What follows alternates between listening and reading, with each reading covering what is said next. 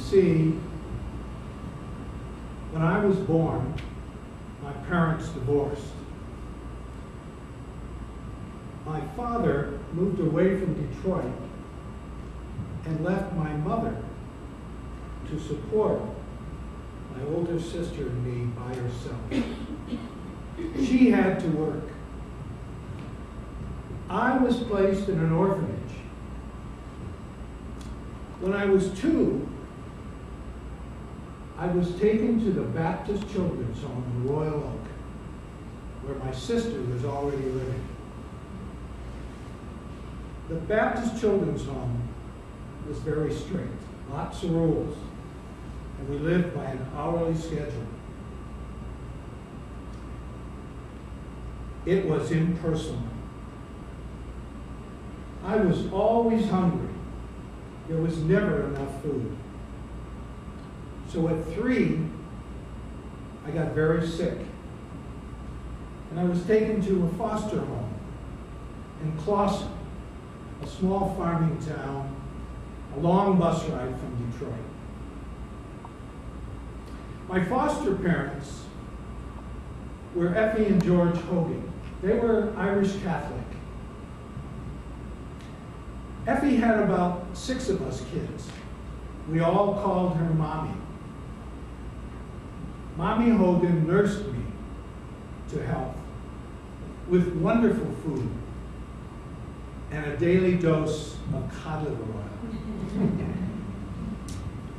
I would stand in front of the kitchen sink in dread as she spooned it into my mouth. I hated it.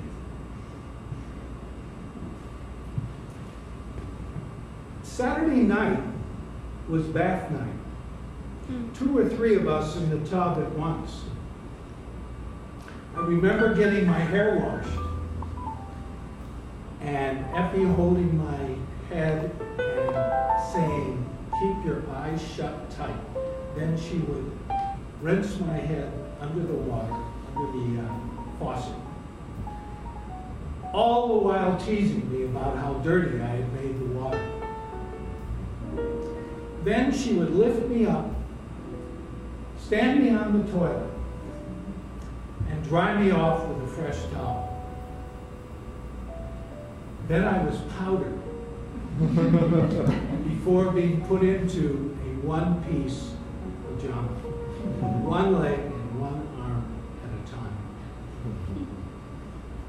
Every Saturday, I was held and touched,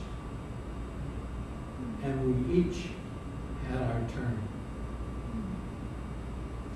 Now, Effie was strict.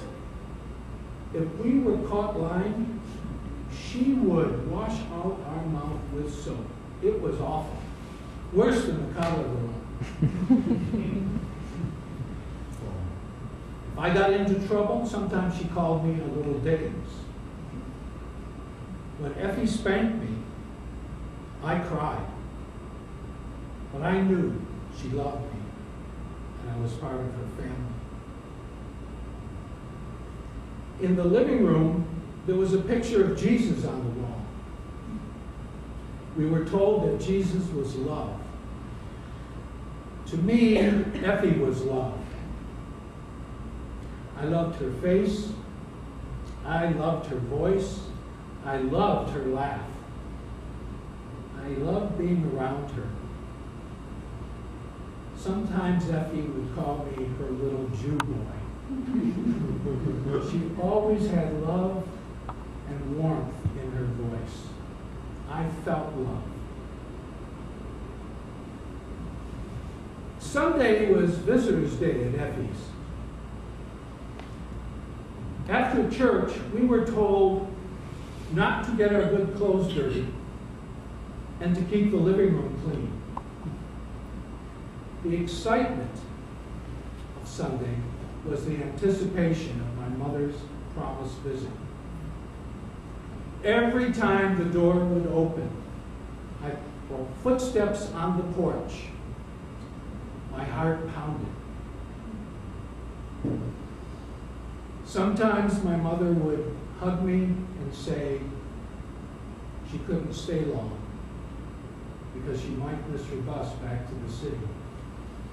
Other times she would call late in the day and say she couldn't come as expected. I'd die. Some days I hated the sound of the telephone ringing. The excitement of other kids could make me cry, and I would run upstairs to my bed. Sometimes I was invited to join somebody else's family, but it didn't erase my sadness. When my mother would promise to visit in a couple weeks, I was afraid to hear her words. I didn't trust my mother's words. I knew she loved me, but I didn't trust her words. I didn't trust the love I wanted. Then there was that day that was to change everything.